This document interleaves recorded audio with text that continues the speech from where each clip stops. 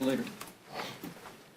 Thank you, Mr. Leader. Yesterday you said that 1-year extension on the ACA subsidies was a non-starter. James Shaheen said that, told me that red line was not helpful to the conversations that she's having in the Senate with her colleagues on both sides of the aisle.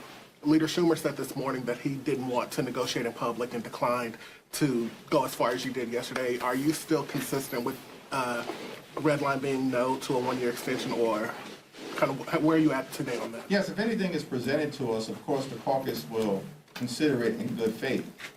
But at the moment, here's where we stand. Republicans enacted massive tax breaks for their billionaire donors as part of the One Big Ugly Bill. And they made those tax breaks permanent, while at the same time ripping Medicaid away from 14 million Americans and stealing food from the mouths of hungry children, seniors, and veterans.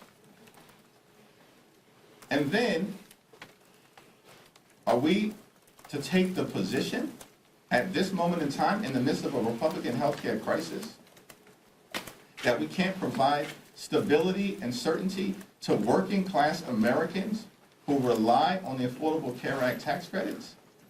That's an unreasonable position for anyone in Congress to take at this moment in time, relative to what Republicans have done in ripping health care away from tens of millions of Americans.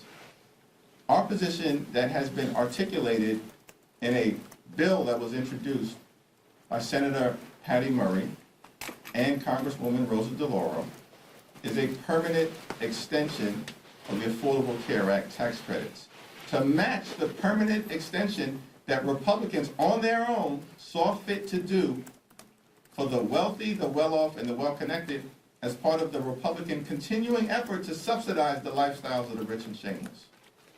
Now, at the end of the day, the caucus, in good faith, will evaluate anything presented from the Senate.